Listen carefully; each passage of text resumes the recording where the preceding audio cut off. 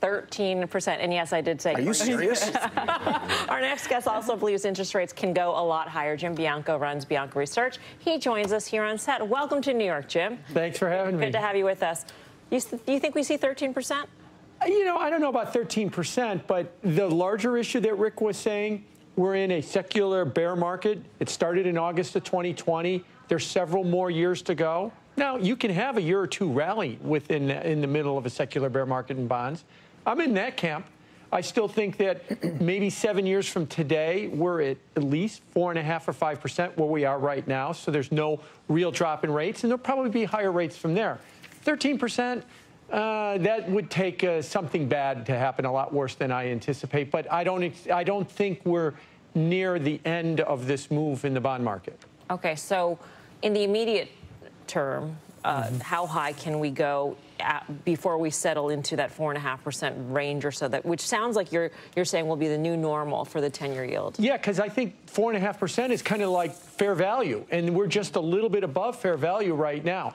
I think what you've seen in the bond market is a capitulation, a good old-fashioned, I'd like to say Old Testament capitulation right now, where basically most of the year bond investors, bond managers have been long, been trying to argue why we're going to have a recession, why there's going to be a rally, and have been getting their brains beat in, and they can't take it anymore. And I think what really kicked this one off was September 20th, the Fed meeting.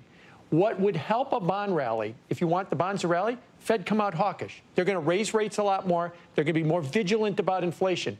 If they're done and the market senses that there's still some inflation left, they don't want to touch bonds. And that's what I think has been killing the bond market. So the more the Fed talks about being done, waiting, assessing all the rate hikes they've done, the more I think that they're making it worse. And you could possibly see an overshoot through 5 in the next couple of weeks. But then I think we might set up a high that could last for a little bit of time and a counter-trend rally. Do you think that the Fed is watching the volatility in the bond market, and do you think the Fed cares? I don't think they care yet because, yes, of course they're watching the volatility in the bond market, but they're asking the question, is it retarding the economy? Now, they're getting it from a lot of home builders. Jay Powell got it yesterday from some small business owners about inflation. So they're hearing it from that end, but not necessarily enough that they're probably considering changing policy. Jim, how about energy prices? I saw in your notes that you think this is playing into it. It's a bit ironic because we strip out food and energy from our inflation measures, or the Fed seems to. But that does seem to be part of the calculus here. And I'm of the view we're in a super cycle. I'm of the view that there are structural reasons why energy prices stay higher. Therefore, I don't think you get relief anytime soon from that. Exactly. I am in that similar type of view that energy prices are going to go higher. Does that mean what that means is we'll have more year-over-year in CPI inflation? Does that mean the Fed's going to raise rates because of higher energy prices? No.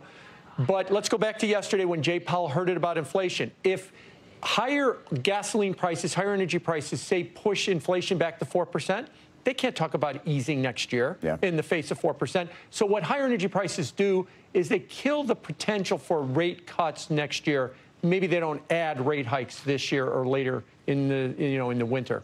So why is there talk from Bostic today about a cut at the end of 2024, do you think? I think to go in the face of what the Fed wants to telegraph. Right. I think that that's a mistake on their part because they're operating under this assumption that 2% inflation is still attainable and coming. And I think the market is really starting to question that.